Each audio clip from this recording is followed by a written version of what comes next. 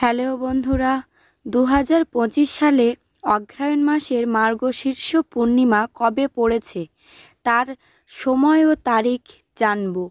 সত্যনারায়ণ ব্রতের সময়সূচি জানব। পূর্ণিমার ব্রত মাহাত্ম্য কথা আমরা শ্রবণ করব। এই মার্গশীর্ষ পূর্ণিমার দিন আপনারা ভুলেও কিছু কিছু খাবার খাবেন না, খেলে নিজেরও ক্ষতি এবং সংসারে দুর্ভিক্ষ আনে। এই দিন বাড়িতে এই স্থানে রেখে দিন একটি প্রদীপ। সংসারের দরিদ্রতা দূর হবে এবং ভগবানের কৃপা লাভ হবে। বছরে দ্বাদশ পূর্ণিমার মধ্যে একটা শ্রেষ্ঠ পূর্ণিমা হচ্ছে এই মার্গশীর্ষ পূর্ণিমা। খুবই শুভ ও পবিত্র একটি দিন।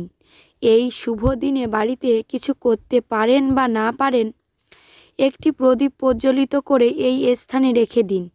এতে ভগবানের কৃপা লাভ হবে, জীবনে সমৃদ্ধি আসবে এবং অখণ্ড সৌভাগ্য লাভ হবে। একটি গুরুত্বপূর্ণ প্রসঙ্গ আজকের এ পর্বে আমরা জানার চেষ্টা করব।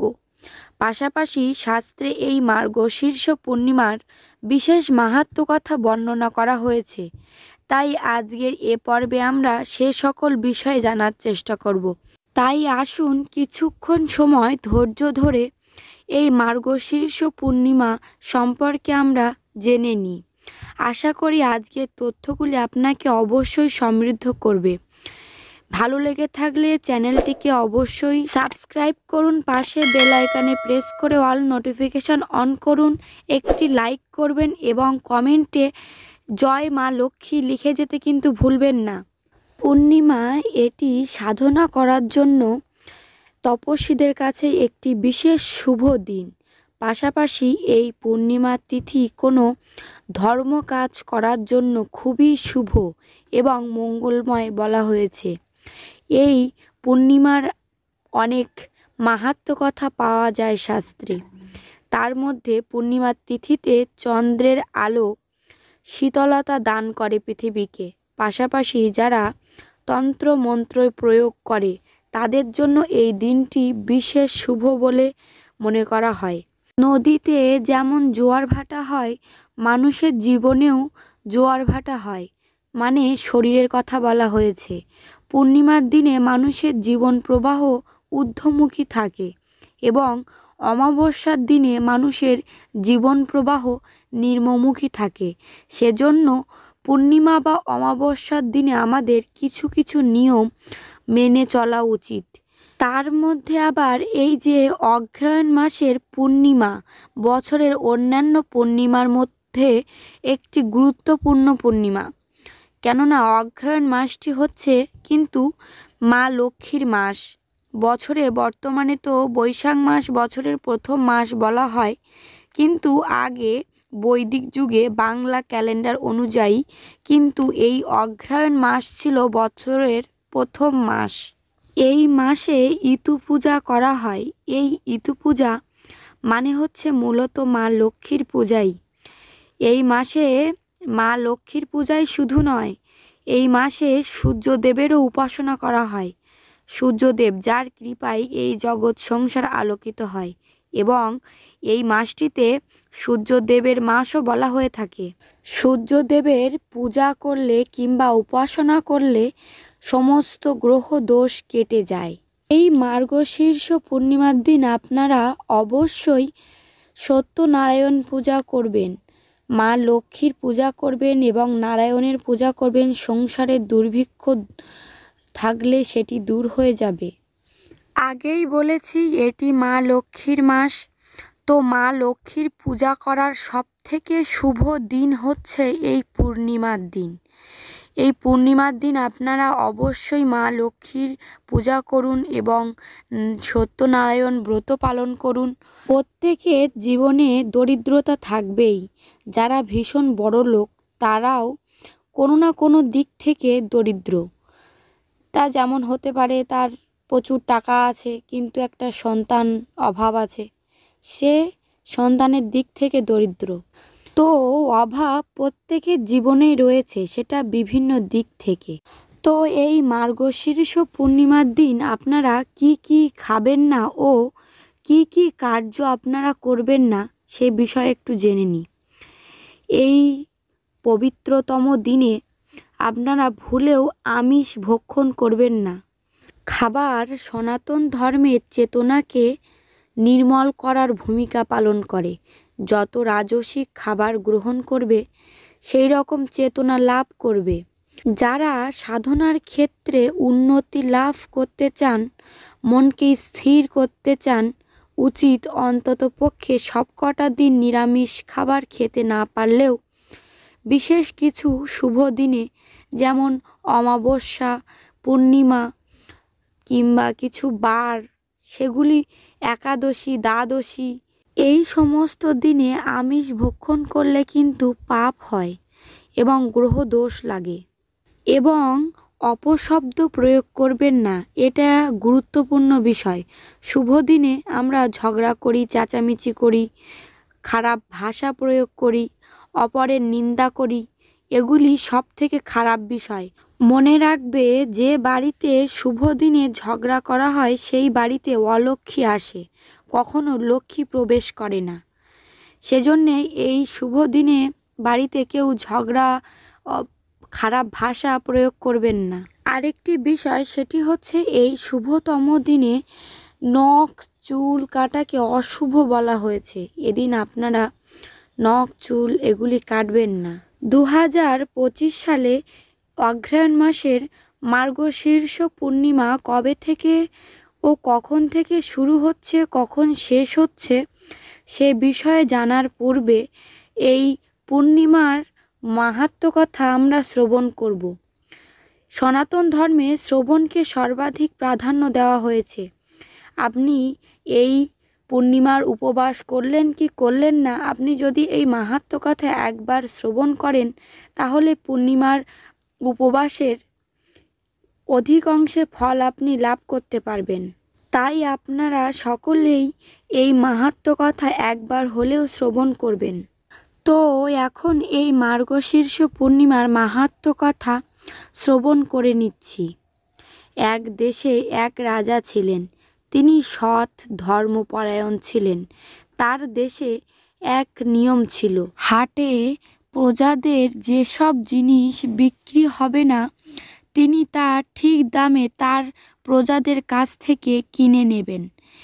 এক কামার হাটে একটি লোহার নারী মূর্তি এনেছিলেন, কিন্তু তা সারা দিনেও বিক্রি হয়নি। সে রাজার বাড়িতে সে কথা জানালে ধর্মপরায়ণ রাজা তা কিনে নেন। সেই দিন রাতে রাজা তার বাড়িতে কান্নার আওয়াজ শুনতে পায়। রাজার বাড়ি ঘুরে শেষে ঠাকুর ঘরে দেখেন এক সুন্দরী নারী কাঁদছে। রাজা তার সামনে গিয়ে বললে, কে মা, তুমি কাঁদছো কেন? সে বললে, আমি রাজলক্ষ্মী, তোদের বাড়িতে এতদিন ছিলাম, এখন আর থাকতে পাচ্ছি না, তাই কাঁদছি, চলে যেতে হবে। রাজা বিনয় সুরে হাত জোর করে বললেন, কেন মা, আমি কি করেছি? সে বলল, আমি যে আর থাকতে পারবো না, বাড়িতে তুই অলক্ষ্মী এনেছিস। তারপরে কাঁদতে কাঁদতে রাজলক্ষ্মী চলে গেলেন। মন খারাপ নিয়ে রাজা জানালার ধারে বসে রইল। হঠাৎ দেখলেন একজন বাড়ি থেকে বেরিয়ে যাচ্ছে। অমনি দৌড়ে গিয়ে রাজা জিজ্ঞাসা করলেন, কে মা, তুমি চলে যাচ্ছ কেন? সে বলল, আমি ভাগ্যলক্ষ্মী, তোমায় ছেড়ে চলে যাচ্ছি। ঘরে অলক্ষ্মী এনেছ, থাকতে আর দিলে কই? রাজা মাথা নিচু করে দাঁড়িয়ে রইলেন। এমন সময় দেখলেন আরও এক সুন্দরী নারী বেরিয়ে যাচ্ছে। রাজা তাড়াতাড়ি তার পথ আগলে বললেন, তুমি কে মা, চলে যাচ্ছ কেন? সে বলল, আমি যশোলক্ষ্মী, তোমায় ছেড়ে চলে যাচ্ছি। এইভাবে একে একে রাজলক্ষ্মী, ভাগ্যলক্ষ্মী আর যশোলক্ষ্মী তিনজনই রাজাকে ছেড়ে চলে গেলেন। রাজার চোখে ঘুম নেই। জানালার ধারে বসে থাকতে থাকতে দেখলেন একজন পরম পুরুষ আর এক সুন্দরী নারী বাড়ি থেকে চলে যাচ্ছেন। রাজা দৌড় আগলে জানতে চাইলে সুন্দরী নারী বললেন, আমি কুললক্ষ্মী, ঘরে অলক্ষ্মী আসে তাই থাকা হবে না। আর পুরুষটি জানালেন তিনি ধর্ম, কিন্তু অলক্ষ্মীর কারণে তাকে চলে যেতে হচ্ছে। সে কথা শুনে রাজা জিজ্ঞাসা করলেন, আমার দোষ কি? ধর্ম রক্ষা করতে অলক্ষ্মীকে কিনেছি, ধর্মই আমার সম্বল। এই ধর্ম বলে আমার রাজলক্ষ্মী, ভাগ্যলক্ষ্মী, যশলক্ষ্মী, কুললক্ষ্মী সবাইকে যেতে দিয়েছি। আমি ধর্মপ্রাণ, ধর্ম পরিত্যাগ করিনি। আমি আপনাকে যেতে দেব না। ধর্ম দেখলেন রাজার কথাই ঠিক, তিনি রয়ে গেলেন। কিন্তু রাজার অবস্থা দিন দিন খারাপ হতে থাকে। তার অবস্থা, তার সব সুখ হারিয়ে যায়। রানী যেদিন যেমন হয় তাই যত্ন করে রাজাকে খাওয়াতে থাকেন। রাজা খেতে বসলেই পঙ্গপালের মতো পিঁপড়ে থালার চারিদিকে ঘিরে বসত। রাজা রানীকে তার খাবারে ঘি দিতে বারণ করলেন। তিনি খেতে বসলেন, খাবার থালার চারিদিকে পিঁপড়ের দল এসে জড়ো হয়, কিন্তু খাবারে তাদের রুচি হয় না। তাই দেখে এক পিঁপড়ে বলে, ওই অলক্ষ্মীর জন্য রাজা এত গরিব হয়েছে যে খাবারে ঘি পর্যন্ত জুটছে না। তা শুনে রাজা হা হা করে হেসে উঠলেন। রানী দেখতে পেয়ে বললেন, আপনি এমন হাসছেন কেন? রাজা বলবেন না, রানীও ছাড়বেন না। রাজা তখন বললেন, এ কথা বললেই আমার প্রাণ যাবে, তাও যদি তুমি শুনতে চাও তাহলে বলবো। তাও রানী শুনতে চায়। রাজা বললেন, আমি মরলে যদি তুমি খুশি হও তাহলে নদীর ধারে চলো, এ কথা তোমায় বলবো। রানী ভাবে, একটা কথা বললে মারা যাবে রাজা, এটা হয় নাকি? তাই তারা নদীর ধারে এসেছে। হঠাৎ এক শিয়াল শিয়ালিনী বলে, ওই দেখো জলে মরা ভেসে যাচ্ছে, নিয়ে এসো, দুজন খাবো। তাই শুনে শিয়াল বলে, আমি কি রাজার মতো বোকা নাকি যে রানীর কথায় প্রাণ দেব? রাজামশাই সে কথা শুনে রানীকে সেথায় রেখে সেই স্থান পরিত্যাগ করেন। রানী কাঁদতে কাঁদতে নদীর ধারে থেকে যান। এভাবে অনেক দিন পার হয়ে যায়। দেখতে দেখতে আশ্বিন মাসের পূর্ণিমা তিথি এলো। শুভ পূর্ণিমার দিন নদীর ঘাটে শঙ্খ, ঘণ্টা, ধূপধুনো দিয়ে কারা কী সব পুজো করছে। রানী এগিয়ে এসে মেয়েদের জিজ্ঞাসা করলে, তারা কি করছে?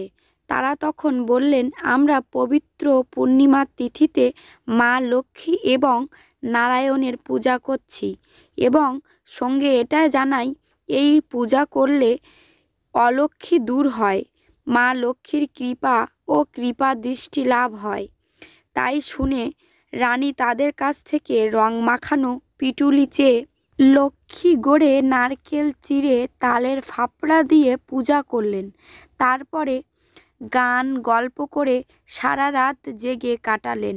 ওই দিন রাজার বাড়িতে যে লোহার অলক্ষ্মী ছিল, সকাল হতেই তা কোথায় চলে গেল তা কেউ জানতে পারল না। ধর্ম এসে রাজাকে বললেন, আপনার অমঙ্গল কেটে গিয়েছে, অলক্ষ্মী দূর হয়েছে, আপনি রানীকে ফিরিয়ে নিয়ে আসুন। রাজা পালকি নিয়ে রানীকে ফিরিয়ে আনলেন। তারপরে খুব ঘটা করে লক্ষ্মী পূজা করেন, আবার সব কিছু ফিরে পেলেন। রাজা এইভাবে জগতে মা লক্ষ্মীর পূজার প্রচার হলো, এবং এই ব্রত মাহাত্ম্য যে ব্যক্তি ভক্তিভরে শ্রবণ করে, মা লক্ষ্মীর কৃপা তার উপর বর্ষিত হবে। এই ছিল মূলত পূর্ণিমার ব্রত কথা।